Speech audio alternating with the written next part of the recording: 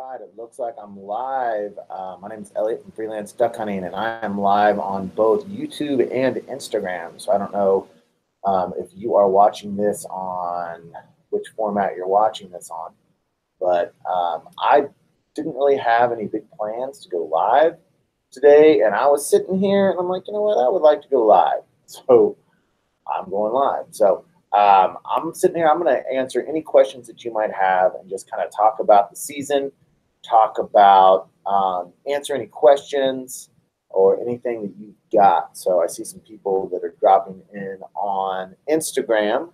Appreciate you guys taking the time to stop by. Post up any questions and we'll get this going. Also going to talk a little bit about freelance hunt stats or anything about FDH or waterfowl hunting or goose hunting or duck hunting, anything that you want to ask. So yesterday just went on what I believe will be my last duck or dart goose hunt of the season. And we ended up with 4 big Canadas. And then next, there's freaking Smash. He wants to know what's for dinner. You're probably going to get bread. So we did pretty well. Well, we shot 4 yesterday. We did great. But it was a fun hunt, and we'll probably go on some snow goose hunts, at least 1 snow goose hunt, maybe 2. So I don't know. Just hit up some questions, and we can get this rolling. And trying to get the live stream for YouTube up. I didn't get that prepped of the page. So bear with me for a second while I try to log into that, get that prepped so I can see the questions on there. I forgot to get that up. So it looks like we're at 15 people on Instagram, and we're at 24 on Facebook. And oh, there's my buddy Jordan from Duck Gun Chronicles. He says hello from the blind. If you guys that are watching this now, if you haven't checked out the podcast, Duck Gun Podcast, it's Jordan and I. We've been doing it for a full year now. You can see that on Google Play, Podbean, iTunes. Go check out the podcast and let us know what you think about it. Mason says, would you ever hunt with outdoor limits? Mason Elween. Actually, Josh and I have talked. We had him on the podcast, on the Duck Gun podcast. So we've talked several times. We actually had a hunt lined up this season to go on. And then at the last second, I wasn't able to go. And we've talked about him running the river with us. So we've actually communicated a little bit about going on a hunt together. It's never actually happened. So I certainly would hunt with Josh. I think he's a great guy, good at hunting, and he lives about 2 hours away. So I would certainly have no issue with hunting with him. And maybe it'll happen someday. We'll just have to see. Steve asks, have you talked to Dan? I went sledding with Dan, and our families and him went sledding. I saw him at a small group. And actually, Dan is talking about getting into not deep sea diving, but underwater diving. So he's going to go through some classes and all the breathing tank and all that stuff. So that's kind of what Dan's into right now.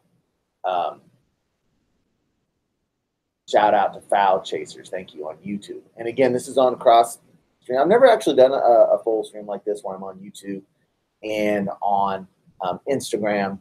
So I'll try to go back and forth. Florida Waterfowler, thank you for joining, and thank you. I very much appreciate that. So I've been a little bit disappointed with the river hunting. I know a lot of people that watch FDH videos love when we go on the river and hunt over ice and everything. We went out 4 times this year on the river, and 3 of the hunts were just terrible. And then yesterday we finally shot some geese. We only shot 4, but we shot some geese. So, you know, I've been disappointed by that. The river is a really, really fun place to hunt. And this year it's been running high the whole season. And we've been, like I said, we've been on about 4 times, but we just haven't done very well. What call brand do you use? The duck call I use is actually, I honestly, I'm sad to say this, I don't remember the maker. I had a young guy send me a call, and I cannot remember the name of it. I know actually the picture of it is on my Instagram account. I'll have to scroll through that and look. But I can't remember the name. He's a young call maker, and I just can't remember his company. Applejack said, thank you. The podcast is great. Thank you very much. Fowl Chasers, are you going to hunt with Bobby Guy? He and I are not in communications. We've emailed back and forth a couple years ago, a couple times, but there's no plans to do any hunting with Bobby. We just don't really we don't communicate. Steve, anything about coming back on FDH? Back to the Dan topic. No, I don't. Honestly, at this point, I don't anticipate Dan coming back anytime soon. I think he just lost the love for waterfowl hunting, and I don't think he's coming back. Over on Instagram, we've got, how long have you been duck hunting? All right, my duck hunting history.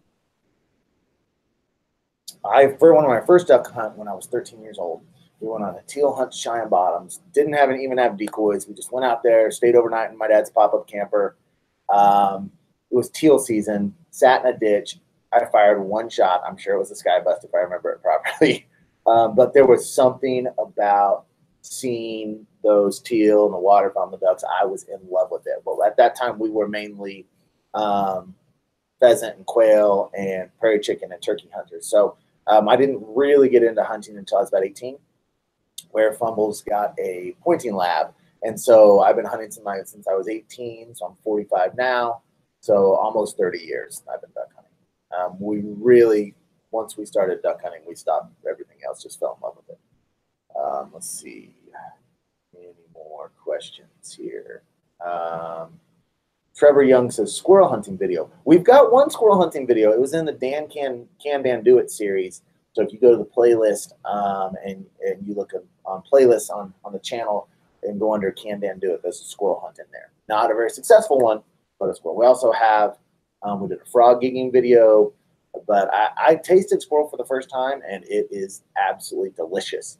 So I certainly, maybe I should do that, because it's really, really good tasting. Your kids love the taste. Yeah, my kids absolutely love the taste. My wife chimed in the background, which is fine. So again, I'm on YouTube and Instagram, so I'll try to answer questions from both. Just make sure you hit up those questions. If you are on YouTube, any kind of any type of support that you give me through there, your question will go right to the top, and I will answer yours immediately. Super chat, any type of super chat you want to hit up, certainly I'm not obligated to do so. I will hit up your question first and foremost, and we'll get it. Now, as the season ends, I want to remind you guys, if you want more FDH content, you can go over to patreon.com and put in Freelance Duck Hunting. I've got a ton of content over there. I will be posting videos during the summer, not necessarily hunt videos, but if you want more FDH, check out patreon.com, and you can help support the channel. I've got a lot of changes I'm trying to make, a lot of things I'm trying to purchase. So if you do want to support the channel and you're looking a way to do that and get something back, patreon.com, search Freelance Duck Hunting is a way that you can support me and help the channel grow and get a lot more extra content. There's even some extra videos over there that have never been aired on YouTube. So might be something to think about and look up. Applejack says, with Aiden in college, Dan doing other things, your dad with a pacemaker, and corn off and on, do you plan on more solo hunts? That is an excellent question, Applejack. It's something that I've been talking about off air quite a bit.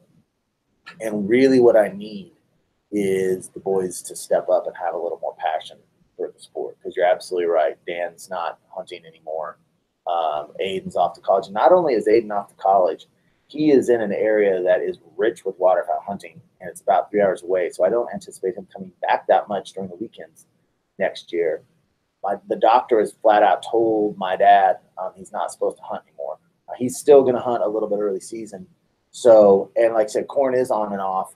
And what I'm really needing to happen is one or two of the boys to decide they want to go out more.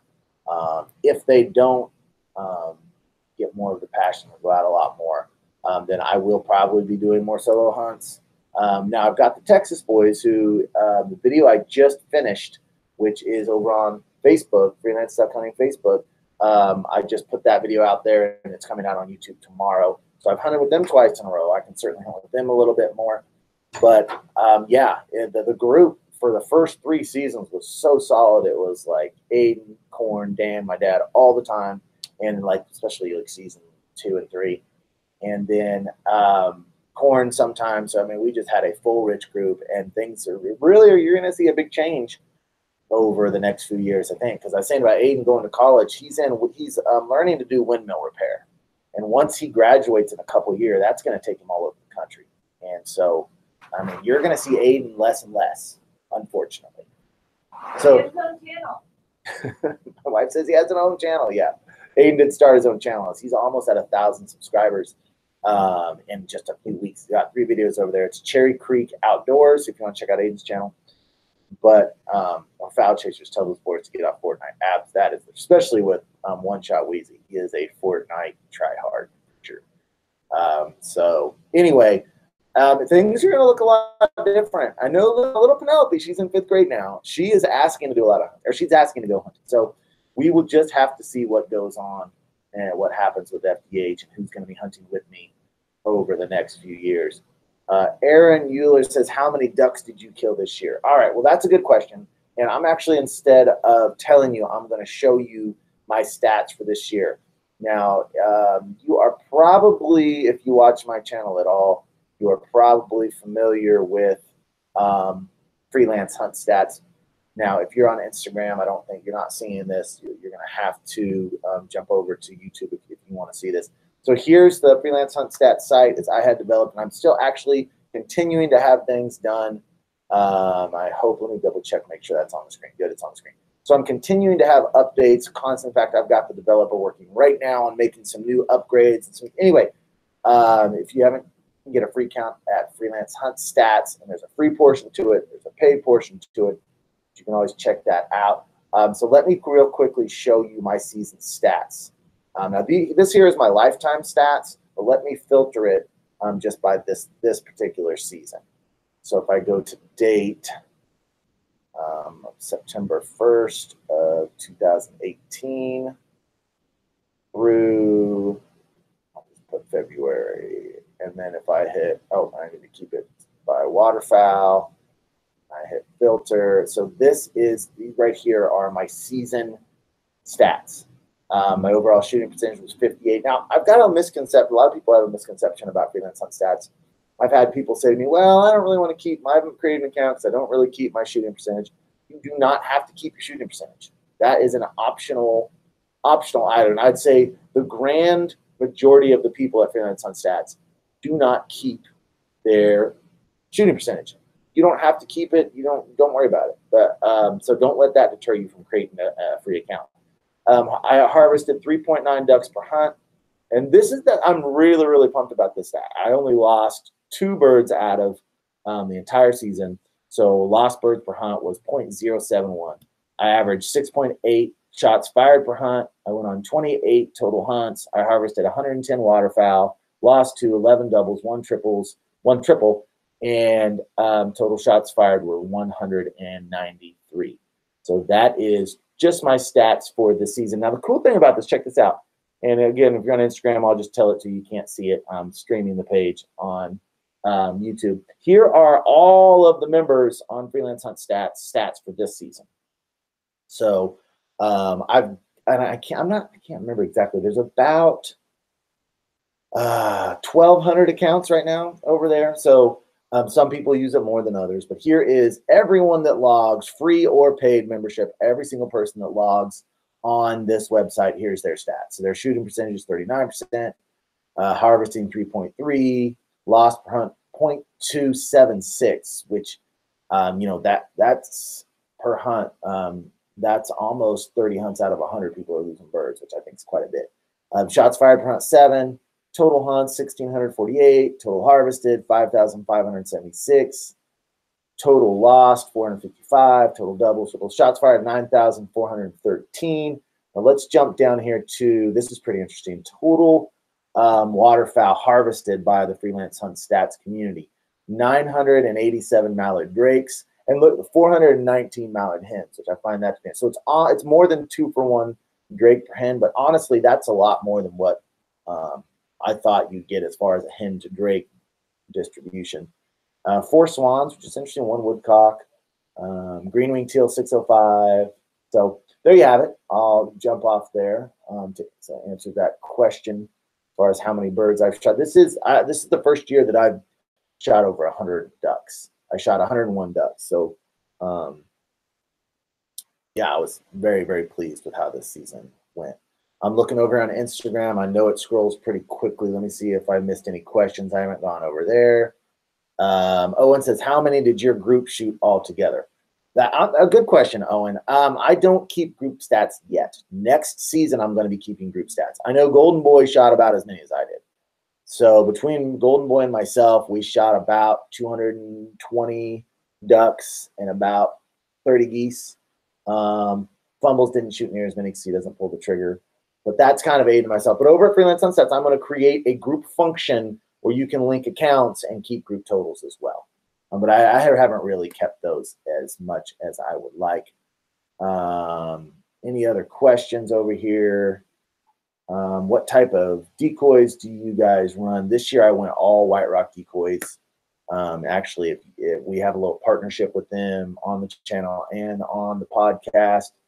So FDH 10 is a 10% discount code for White Rock decoys. I ran all White Rock decoys. And then I have a dozen, and this also answers another question of yours, Foul Chasers. I have a dozen Avian X flocked mallard decoys that I absolutely love. Also have teal decoys, pintail decoys. So and you saw also, if you saw the videos on Corns Pond this year, used socks and goose socks and silhouettes that were White Rock decoys as well. So Trail Shooter says super excited about the group accounts. Yeah, Trail Shooter, we've got that going right now. Right now, that's what the developer's working on. And this should be done by mid to late March. So what you'll be able to do is through email, you connect your account to a different member. So if your group, you have 4 people in your group and they all have accounts at Freelance Sunsets, you can form a crew basically, so that you can link all your accounts. So you can look at your friend's account, your account, you can combine them. And then also there'll be a little message board system over there as well. Harrison, thoughts on shooting mergansers? Okay. About 15 years ago, we shot a bunch of common mergansers. And I went home to clean them. And as I was trying to clean them, I thought they were absolutely disgusting. It seemed like they were really fishy smelling. The meat looked nasty. And after that day, I decided I'm not shooting common mergansers anymore. So I totally passed on common mergansers. Now, hooded mergansers, I will shoot from time to time. In fact, let me go back over, and I'm not letting you guys see this but let me go back over. I shot no mergansers this season, but I can actually tell you how many mergansers I've shot in my entire life here in just a sec. Kind of give you a better idea on it. I've shot 5 hooded mergansers. Now on here I only have 1 common merganser, but that one hunt that I was on must have been before I was keeping stats. So in the last 11 years, I've shot 5 hooded mergansers and 1 common. So I try to stay away from shooting mergansers. I don't like how they taste, and I don't like cleaning them because I think they're disgusting. Let's see, other questions. Do you have much competition with other hunters on public land? Dirk is asking over on Instagram. You know, we really don't. There's been a couple of videos in which I've had some conflicts with people. And both of them came in season 2, I believe. One is called Conflict in the Marsh. One was a teal hunt. There are particular, in our area, there are particular marshes in which you need to stay away from, or you're going to be elbow to elbow with people. So we work very, very hard to hunt places that aren't overrun by people. So I can say out of this entire year, I did not have a single problem with hunting too close to people on public areas here. There are also marshes in our area that everyone goes to. They're the easiest to walk in on. The state normally puts the best food in these plots. So what happens is the ducks love going in to feed in these pools. And once people hunt them a lot, they will night feed there. And then as sun comes up, they'll disperse to loafing pools that don't have near as much vegetation and as much food. So we try to hit hard those loafing pools, and not as many people hunt those. They're harder to get to, they're harder to hunt, and those are the ones that we focus on. So when you see us dragging our boats through the woods, things like that, that's us giving that little extra effort to get away from the pools where you can just drop your boats right in and go that are right by the road. So we do a really good job of staying away from areas where there are other people around, because our goal is not only to shoot ducks. Now, some people, I think it goes into the stages of a hunter. And I did a video about the 5 stages of hunting. If you're not familiar with what those are, look them up, 5 stages of hunting. And I'm to the point in my life where I don't just want to shoot ducks. I want to shoot them in a very particular way. So I'm very conservative about when I pull the trigger. I really don't want to take pass shots. I want birds right down the decoys because that's just what's fun for me. And I want to shoot birds where there are not other people around. So that is really what we're going for. We're not just attempting to shoot ducks. We're attempting to shoot ducks right over the decoys at about 15 yards and with no one else in sight.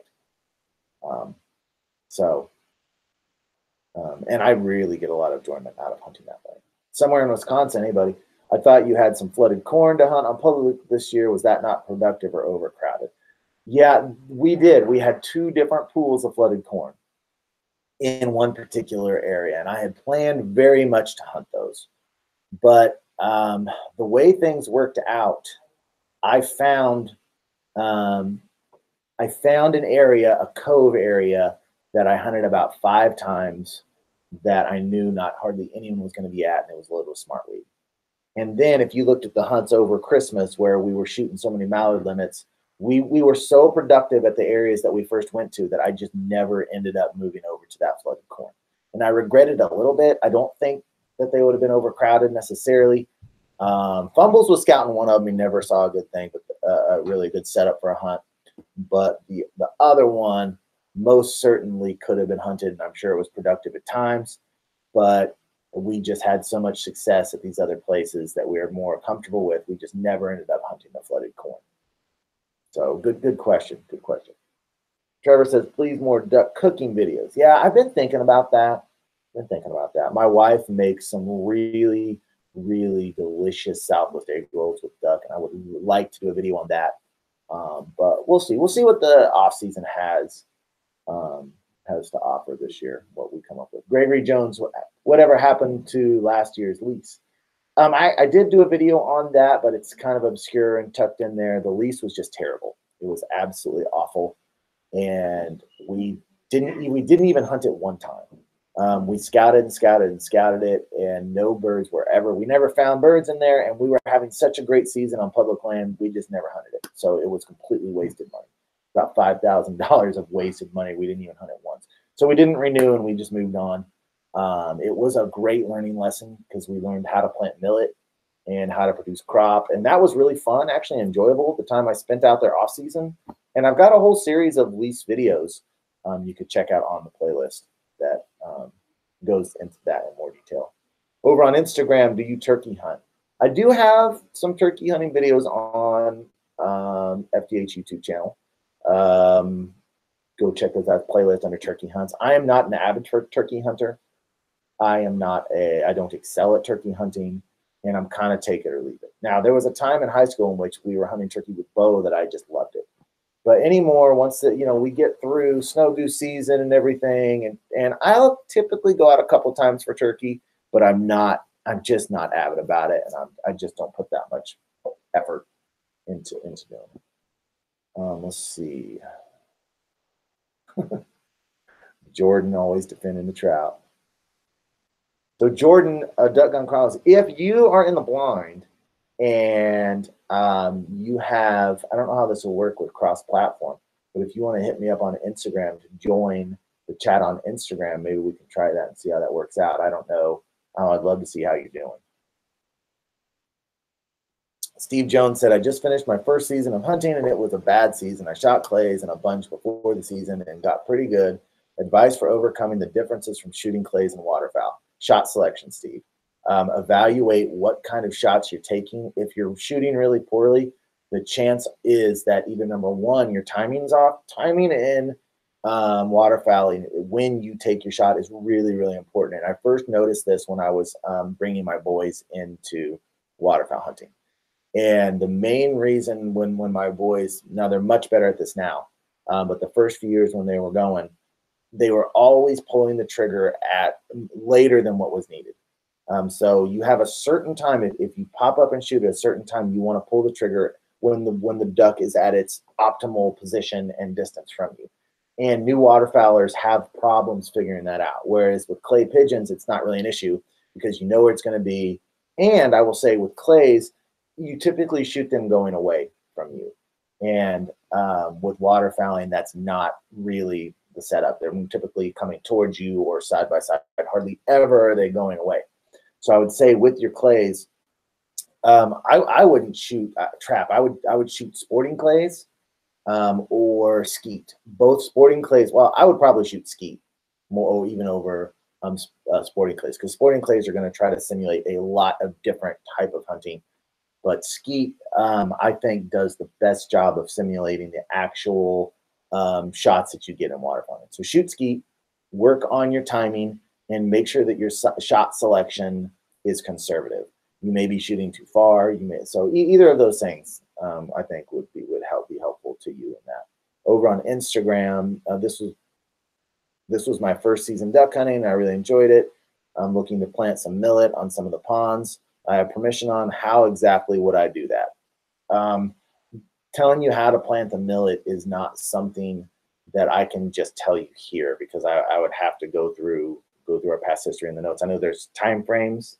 You really need to be able to control the water, because ideally with millet, what you're doing is you want to plant it when it's not full of water, and then slowly raise the water on it. So if you can't control the water, you're going to have more problems in planting your millet. So I would just Google search planting millet, and Google search, or planting millet for waterfowl. Google search planting millet for waterfowl when I can't control the water. Those types of things would be a good place to look. Hey, Cliffy. Let's see, what other questions do I have here?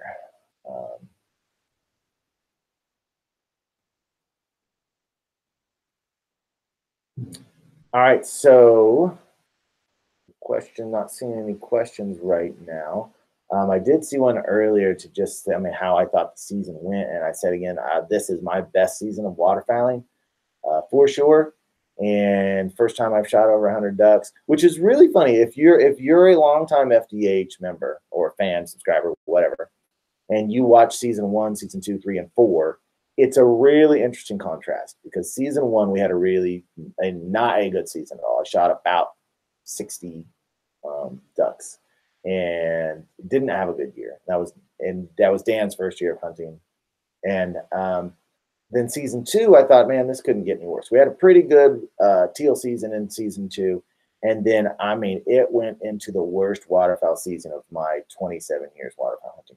I got skunked 45% of my hunts. I mean, it was just absolutely awful. And kind of humbling, because I'm posting all this stuff on social media. I'm posting it on YouTube, which I've never done. And there's all sorts of comments about, oh, like these guys' videos, but they can't shoot anything. And I mean, I totally understood why people would say that, because we weren't. We were just doing terrible. And it was really, really discouraging and frustrating. And like I said, extremely humbling. In season 3 last year, we had a really good year. I failed to mention season 2, I only shot about 45 waterfowl.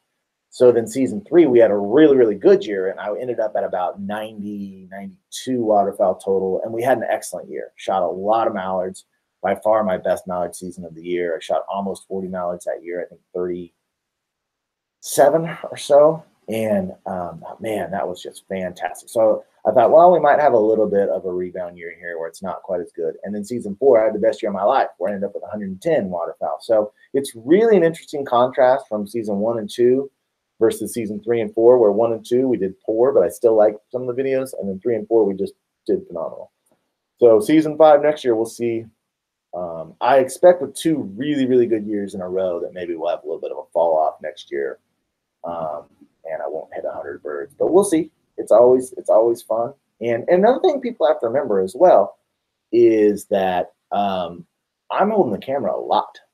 So when I'm shooting, 90 waterfowl, 110, that's still with me holding the camera a significant portion of the time.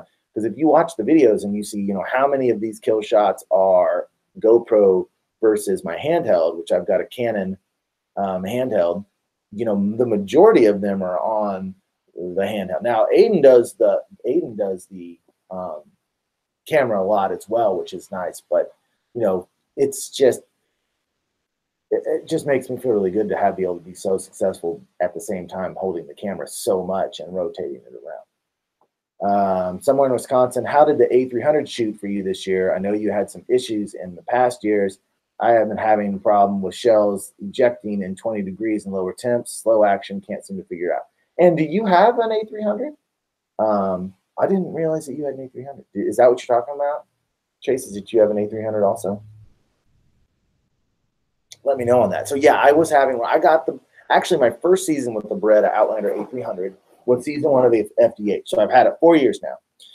And especially last year on season 3, I've always kind of had some issues with it. And the problems I've had are, like you said, Chase, with the sticking in cold. Oh, so we both had ours 4 years. Lower temps, shells not ejecting. When they're not ejecting, I've never had shells not eject. The problems I've had with it are, one, last year I had about 10 or 12 times where I pulled the trigger and nothing happened. And then I was also having problems where I would pull the trigger and it would eject the first shell, but when it went to cycle the second shell, it just wouldn't fully load that second shell in. And maybe that's the problem that you're having. Is it just wouldn't fully, and it wouldn't shoot, and I would look at it and you could see where it was trying to cycle that second shell. Yeah, they would eject and then they would go click. Yeah, I was having the same issue. So this season, my A300 worked absolutely beautifully. During teal season, I was having the issue of it not cycling, and so I started fully clean it in between each hunt. And every time I fully cleaned it, it did not have the problem. And then I figured I don't even need to fully clean it. All I need to do is open up the chamber, spray a little oil in there, and I've got a little brush and brush that inside, and I never had the problem again. And late season, I didn't have any freeze ups this year either. So by far, in fact, the problems got so bad in season 3 that after season 3, I was thinking about getting a different shotgun. But I didn't want to spend the money, so I just was going to see how it went this year. And it didn't cycle maybe twice during teal season. And then I realized, and I was always on a back-to-back hunt day where it was like, I don't know what it was, the moisture or something. But the back-to-back hunts on that second hunt in teal season, it would have that cycling problem. So if I just squirt some oil in there and brush that out, I wasn't having those problems at all. So that's what I would say to you, Chase, is just make sure that you kind of clean it and brush it out a little bit. And I didn't have those issues. So I was really, really happy with the A300 this year.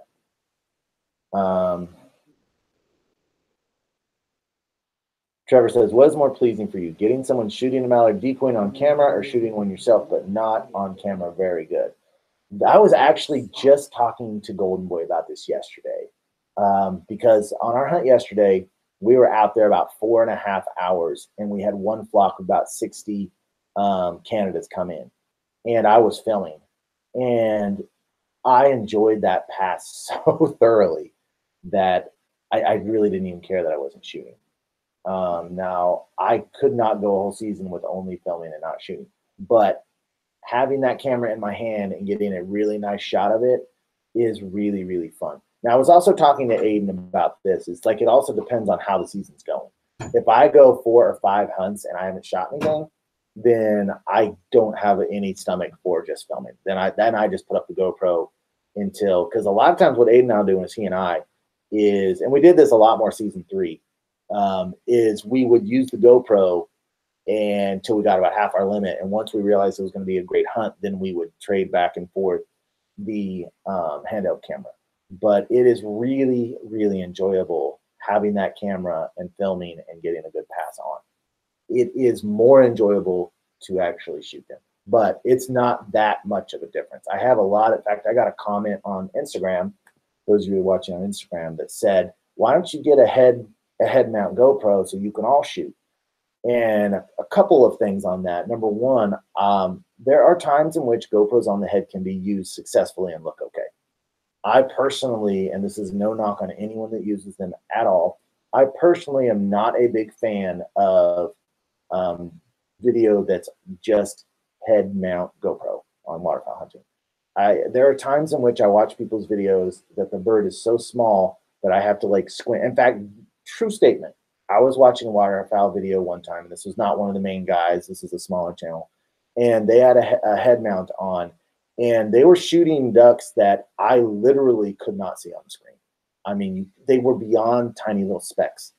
So my goal is I think that for me, the GoPro is supplementary. So if I was to wear a GoPro on my head, then I would still film as much, but I would just use that head mount for when I don't and am unable to get video with my Canon. Now I don't have the best gear. My kill shots are obviously not as good as like Foul Reality or those guys. My camera is about $1,000 camera, and to get those really, really high end kill shots, you're talking $2,500 camera and up, and I just don't have that in my budget. So I realized that there's a big distance between my videography of kill shots and, you know, the grind or Foul Reality, guys like that.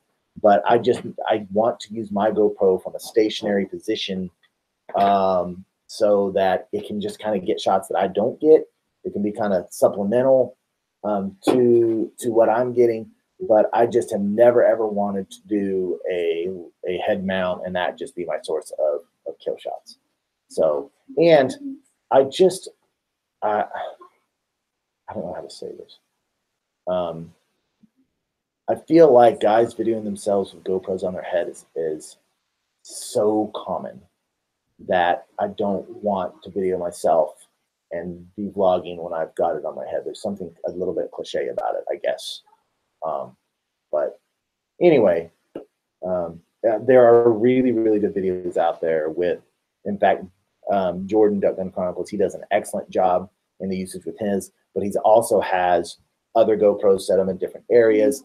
That's not a direction that I want to go. I get a lot of satisfaction from filming, and it's really relaxing too. When you're just sitting there with the camera and it's not your turn to shoot, it's really enjoyable. And maybe it's because I've been doing this for, hunting for 27 years. Maybe if I was in my, first 5-10 years of hunting, I wouldn't have felt this way. I would just have more of a hunger to pull the trigger. But still, I mean, filming as much as I did, I still shot 110 ducks. So I definitely want to be pulling the trigger. I couldn't just film. But having both of them is really, really enjoyable. I probably said way too many words on that. All right, what else? Greg Miller, enjoy your videos. Did you see more birds this year over past seasons? Our Pacific flyways seemed way off this relative to bird numbers.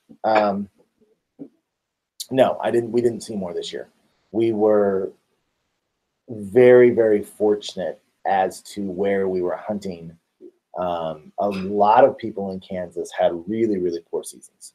Some people had mediocre, but if I'm like looking on the forums, there's a great number of people that had poor waterfowl seasons.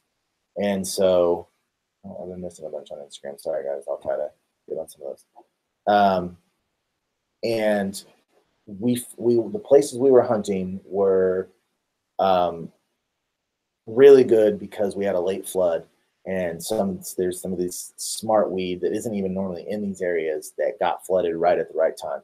And we just hit the perfect spot at the perfect time. But we were really short on birds in Kansas in November, December.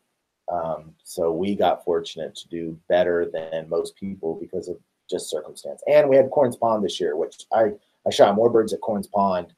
At 4 hunts, I shot 19 birds there. I shot more birds there than I shot anywhere else. So I averaged 6.3 birds a hunt at his pond with geese and ducks combined. So that played into it as well. Rob says, I hunt alone, so I have to use a head mount. Absolutely, Rob. I got you on that. if I was to hunt exclusively alone, what I would do, and one thing that Josh on Outdoor Limits did, and that I saw on one of his goose videos that he's doing more of, which works really, really well. He actually, and when he's in a blind and an A-frame, he will use his handheld and try to get birds coming in and then drop it, and then his kill shots with the head mount. And I think that makes a big difference too. And that's kudos to him on how he's doing that. But Rob, if I was going to hunt by myself, I would have probably 3 cameras, 2 GoPros, and then my regular camera for vlogging.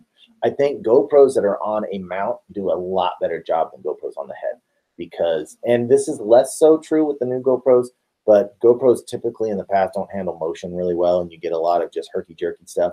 So if you have a mounted GoPro that's 10 yards closer to the birds, it makes a big difference. And then you can have your head mount as well. Trevor says, do you video every hunt you go on? Yes, this year I videoed every single hunt that I went on. Last year I did not video one hunt. I was in a terrible mood and I just didn't want to do it. Ended up being a phenomenal hunt, but yeah, I try to post every single hunt and video every single hunt. Cliffy says, I watch your videos because I like you guys. It's not always about the film shot or the top gear. It's about you guys having a lot. Thank you. I appreciate that. From the start, what we wanted to do is just be real. That's been the goal from the start, which just being totally honest, that is harder and harder to do the more people that are watching and the more negative comments that come in, because it starts kind of getting in your head as far as what you show and don't show. I know season 1, we had Dan accidentally shot an illegal bird, or he actually shot 3 hens, and I put that on video. And then I accidentally shot an extra one time and put it on video. I certainly wouldn't do that anymore. So that's an example of just kind of, it does become really difficult just to make sure that you're showing everything and being as authentic as possible. But that is absolutely the goal. Another question. Oh, Applejack's asked, how is Izzy? She's laying right here. She's doing okay. She has arthritis in her right shoulder, and she has the ACL injury. So the ACL injury she had on hunt 1 slowed her down a great deal. And she has aged considerably from that. So no longer can I really hunt her both days in a row. I've got to be careful on what kind of hunts I take her on. But she's doing okay. I think my plan is, and I see somewhere in Wisconsin, am I still planning on getting a pup this winter? I'll answer that as well. My plan is to still hunt Izzy teal season and just kind of see how she can do next year. My original plan was to get a new dog in February, and I just didn't pull the trigger on it. Now, so I will either be getting a new dog in this summer or next December or February. I'm trying to pump as much money as I can into the Freelance Hunt Stats site. So, you know, if I have enough money, I would like to get a dog. I would love to get a dog this June, like mid-May, June. And then I would have, I wouldn't be able to hunt it next season much, maybe some late season nice days, but definitely phase Izzy out next year and have that pup ready to go 2020, which would give me a full, I mean, the dog wouldn't even be, if I got a dog in June, I mean, she would be well over a year old before she started, so it would give me a lot of time. So that's kind of the plan on that. Thank you, Greg. I appreciate that. White buffalo, that's a good number of birds. Make sure you head over to Freelance Hunt Stats, and if you don't have a great way to log those birds, go to Freelance Hunt Stats. It's a great system to use for logging. Arlen Butts, what's a good vlog camera I could get so I don't have to use only my GoPro? I've got a Panasonic HCV. Oh my gosh, I can't remember the name of it. Blanking on it. Dang it. I can't believe I can't remember the name of my little camera. It's a Panasonic. Man, I've said it so many times. HCV. And, darn it, it's perfect. Yeah, if she could hand me that camera, and I'll show it to you. I've got 2 cameras. Bring over both those cameras to me. I've got 2 cameras. I'll show you the 2 cameras that I use. The camera, I don't even know where my season 1 camera is at this point. But this is the camera I used in season 2 and season 3. And this is the camera that I use during all of the pre-sunlight footage this year as well. And this is a HCV770. It's an HCV770. And the great thing about this camera, it's about a $500 camera, so it's not really expensive, but it's $400 or $500 the video quality of it. Well, I mean, you can see what the video quality is. So if you go and look at any video from season 1, that's kind of about what you're going to get for $150, $200. My footage from season 1, and that's 4 years ago. So maybe you can get better than that. And then from season 2 and 3, it was all done on this. And then season 4, I bought this larger Canon G40.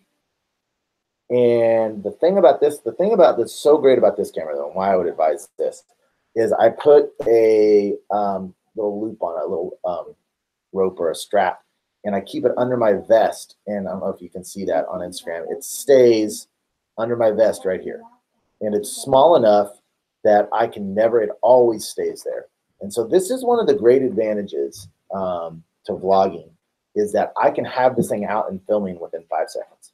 So if I've got it here and something cool happens, I can pull that out from under my vest and start filming. I can shoot with it, no problem, and I can still get any shots I want. So if you want to vlog and you don't want to do the GoPro, this is what I would suggest, because the video quality, well, you can see what the video quality is. All of season 2 and season 3 are done with this. Now, it is not near as durable as this camera here. Now, the problem with this camera, this Canon G40, is that now if you look if I try to put it under a vest, it's a lot bigger, and it doesn't fit near as well under my vest.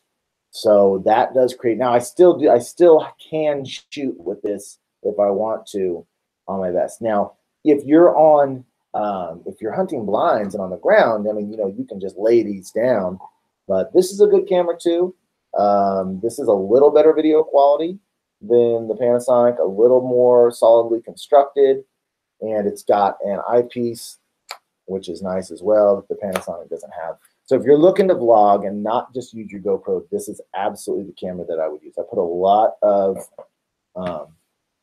of research into that. And it doesn't have a lot of extras on it as far as Wi-Fi and all that, which I'm going to use. But the video quality for that price is phenomenal. It's excellent. All right, we got any other questions? What's your favorite duck load to use? I like shooting. We've been shooting federal. I think I'm gonna switch over this year, and I'll have an announcement about that. So we're gonna have an upcoming partnership on the Duck Gun podcast with a shell maker.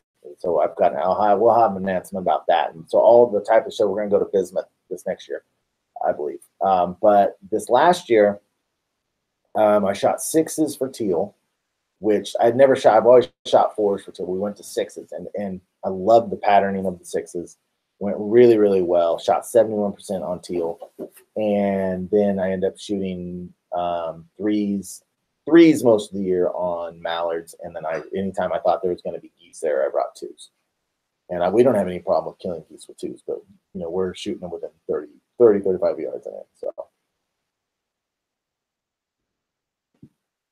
Yeah, Chase, you said I need to sew a bigger pocket on your vest for it. I was actually thinking about it this week, that what I need is some kind of holster for this thing, so I can just be like, and just it sits in here in like a holster that I can wear. But I don't know. Where your mother-in-law can go. Yeah, my mother-in-law. What's your favorite decoys for snow geese? I like the White Rock snow geese decoys. I don't own any snow geese. Thank you, sweetie. I don't own any snow goose decoys. Aiden owns 500. My friend Jason and his son Turkey, little turkey slayer, they've got about 1,000. So I don't have socks myself, but I do like the White Rock, just from what I've seen of them. Justin Rader says the barrel cam that mercenaries use is pretty. Yes, it is. That's called a shot cam, and I want one. The problem is they're $700.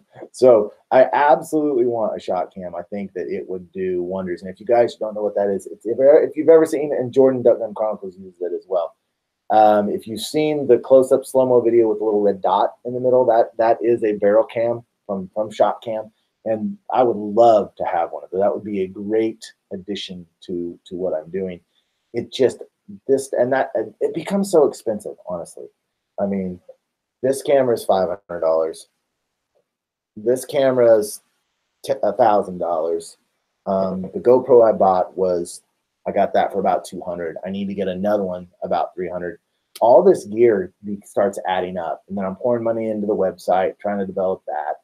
I need a new hunting dog. I want the shot cam, and I'm an elementary school teacher. So there's so many things that I want to get, and that's why if you want to help support what I'm doing, Patreon is the best way to do that. In fact, I'm going to show it to you real quick. Patreon is a way to support FDH and get extra FDH content that no one else can see. Well, let me go over real quick and just show you what Patreon looks like. And if it's something you want to check out, then do so. If you're like, man, I don't want to give this guy any money, then I totally understand. No big deal. But the cool thing about Patreon is it's not like you're just donating money. You actually get things. So there's different level tiers of you can pay $1 a month, $3 a month, $5, $10, $25, $50, but you get extra content. So this summer, when I do any kind of projects for like any kind of waterfowling stuff, I typically put that on Patreon. I put vlogs on Patreon. I put extras from hunts on Patreon. I put some extra videos over there. So in fact, this one's called You Won't See This on YouTube. Now, the reason I put this on Patreon is because I was hunting this public lake, and there were so many ducks out there. I couldn't even believe it. But I didn't really want to show that on YouTube because I know I've had other people tell me they can tell when I'm hunting at this spot. So I don't know if this will show or not. But this is just a little example of something, and I know on Instagram you can't see it. But I didn't want to show this on YouTube because of how many birds were out there. So I put it over on Patreon.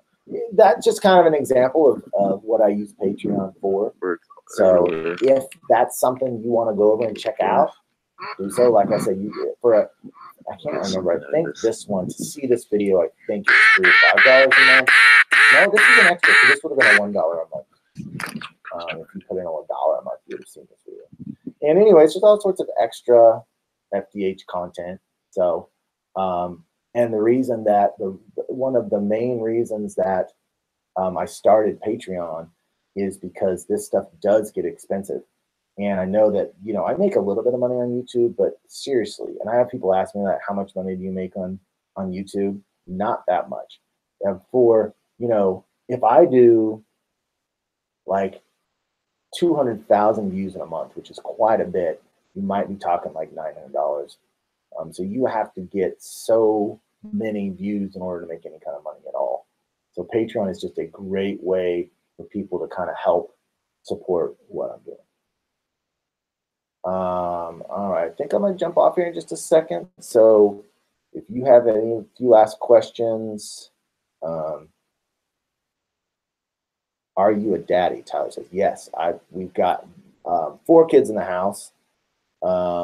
Simeon, who we call Freakin' Smash, is a sophomore in high school.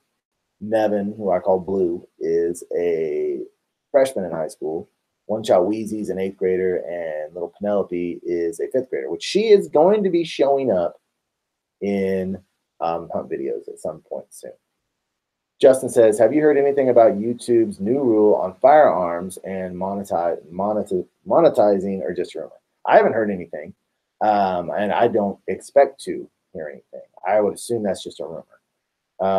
We had the big thing last year on YouTube where all these videos were being demonetized, and people were just saying, oh, YouTube hates hunting, and that wasn't true at all. The reality of what happened last year is that there were advertisements showing up on some really racist or terrorist organization YouTube channels. Like some of the big donors to advertisers to YouTube were getting on their commercials were showing up on some of these really extreme racist and violent YouTube channels. So those advertisers pulled out and brought their money off of YouTube. So YouTube freaked out. They tried to enact this system that could pick up on the types of videos and YouTube channels that companies wouldn't want to be on. And it was a really poor system at first. And it was picking up a lot of hunting channels just because of guns. And really quickly, YouTube went in and they refined it and they tweaked it. And I have not had a video personally demonetized that I can remember the entire season. Now I've got a little add-on that when I get ready to put up a YouTube video, it'll say these words might be flagged. So today I had a tag that said ice hole hunt, and it said this might be tagged. And I can only assume because ice hole sounds very similar to asshole. So I think it picked it up on that. But I don't think there's any issue with firearms, or as far as I can only speak to hunting and duck hunting and those type of things. Let's see, anything else here? Cole says thoughts on 20 gauge for ducks and geeks. Well, Jordan from Duck Gun Chronicles, he uses a 20 gauge. His dad's A5, and he pounds them with it. My boys have shot a Browning Ithaca 20 gauge over and under, and they've killed a lot of birds with it. They've shot limits this year with it. So I don't think there's any issues with a 20 gauge for ducks and geese at all. Just with anything, know your range. If you're the kind of person that wants to take shots you shouldn't take at long range, don't use a 20 gauge. Because you're just going to hurt, you're going to harm and cripple more birds than you should. So if you have to be a skybuster, use a 10 gauge. But if you're content with knowing your distances and staying within those distance, then a 20 gauge is fine. If you have problems knowing your distance and you tend to take longer shots than you feel like that you should, don't go to a 20 gauge.